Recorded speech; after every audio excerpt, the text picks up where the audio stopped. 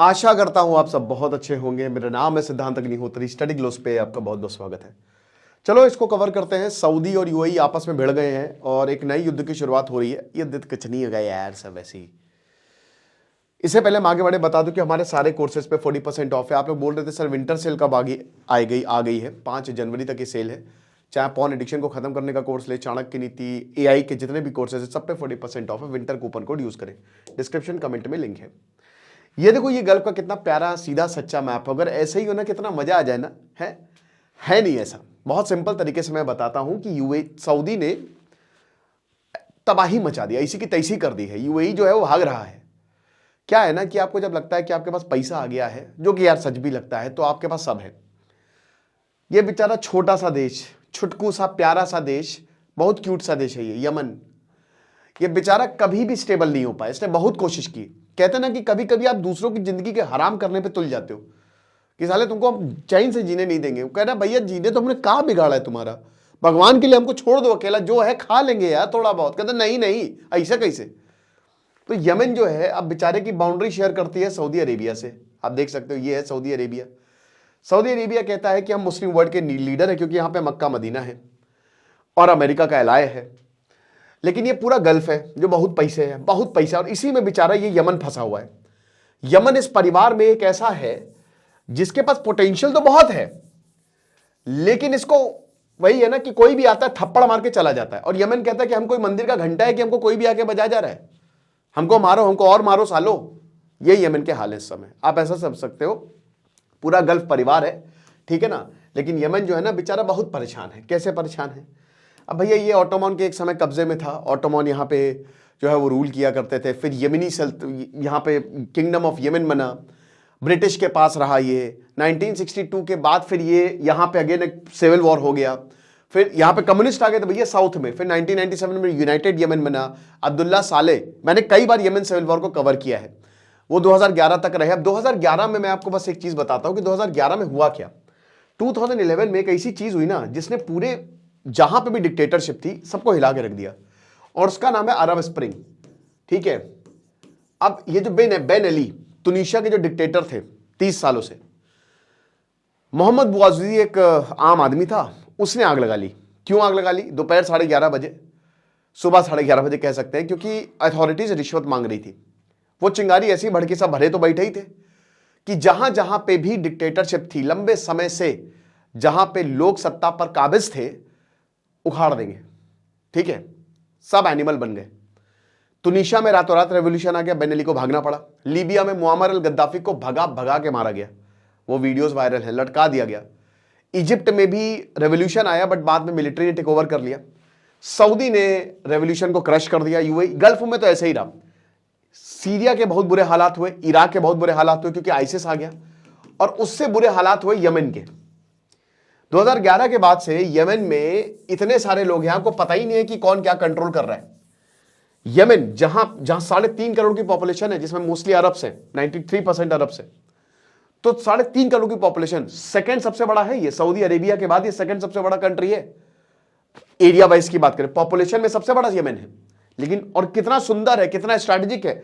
Red सी भी इसके पास है, पर्शियन गल्फ भी इसके पास है, आप समझ रहे हो, गल्फ ऑफ एडन भी इसके पास है। लेकिन तब भी ससुर परेशान है। वही मैंने बताया ना कि काबिलियत बहुत है, लेकिन कोई भी आके मार के भाग जाता है। 2011 से क्या हुआ है? अब्दुल्ला साले गए, मंसूर हदी आए, बहुत कुछ हुआ। लेकिन कुल मिला के अगर हम बहुत ही सिंप्लीफाइड शब्दों में आपको बताएं ना, तो यमन को बांट लिया गया है। जैसे ही सिविल वॉर होता है कहीं पे भी, अगर गल्फ में होगा तो ईरान और सऊदी कूद पड़ेंगे, क्योंकि दोनों कट्टर दुश्मन है। ईरान है शिया और सऊदी है सुन्नी, तो वैसे भी दोनों आपस में लड़ेंगे। तो पहले ईरान यहां पे कूद पड़ा, हूतीस को उतार दिया। यहां पे हूतीस ने ये वाला पार्ट ले लिया। हूतीस ने बोला कि हमारा ये वाला पार्ट 30% सऊदी यमन हमारा है। उसके बाद सऊदी जो है ये यमन की सरकार को कंट्रोल करता है। अब यमन की सरकार जो है उसके पास अभी कुछ बचा नहीं है, बस इतना ही पार्ट बचा है। बाकी एसटीसी के पास है। अब ये एसटीसी ससुर क्या है भाई? एसटीसी है ये जो आप ब्लू में देख रहे हो ना, ये तो एसटीसी के पास है। ये साउथ वाले को कंट्रोल करता है, और यही एसटीसी का ही सब मैटर है। यार ध्यान दीजिएगा, यही एसटीसी का मैटर है। एसटीसी भी दो गुटों में है, एक को सऊदी सपोर्ट कर रहा है, कोई यही सपोर्ट कर रहा है। लेकिन बात क्या है कि ये वाला एरिया और ये पूरा ब्लू में सबसे बड़ा एरिया यही सदर्न ट्रांजिशनल काउंसिल जो है वो इनके कंट्रोल में है और ये धीमे धीमे आगे बढ़ते जा रहे हैं, ये धीमे धीमे एरियाज को कंट्रोल करते जा रहे हैं। बाकी ये हरा वाले एरिया भी यमन की जो सरकार है उनके पास है।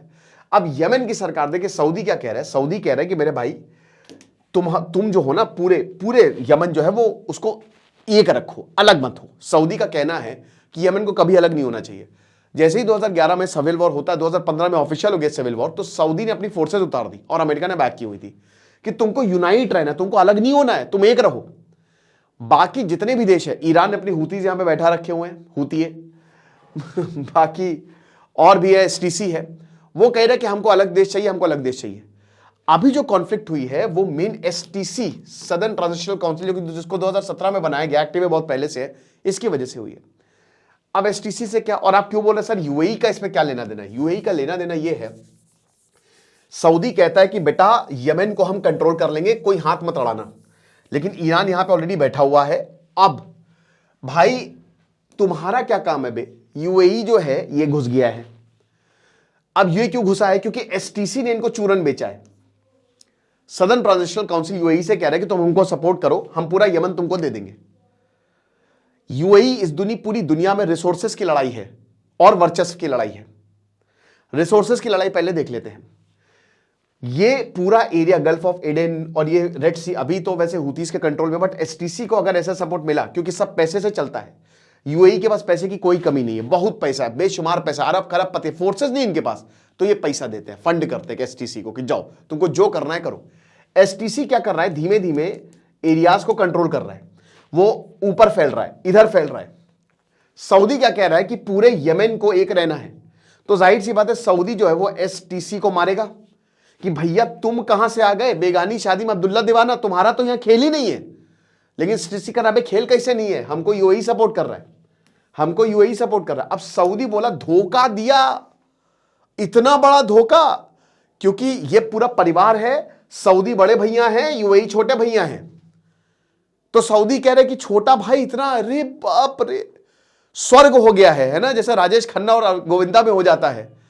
तो सऊदी कहता है मेरे भाई, वो अपने स्टेटमेंट में बार बार भाई लिख रहा है, मेरे भाई प्लीज रुक जा, प्लीज एसटीसी को सपोर्ट मत कर भाई, मत कर, वरना हम दोनों आपस में लड़ जाएंगे, भाई भाई में दरार हो जाएगी, समझ इस बात को।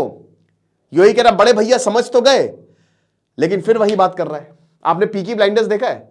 उसमें वो जो थॉमस होता है, थॉमस शेल्फी, और जो शेल्बी, और जो उसका बड़ा भाई होता है, वो आपस में एक दूसरे के साथ तो दिखाने के लिए पूरी दुनिया में रहते हैं, लेकिन आपस में बड़ी दुश्मनी होती है।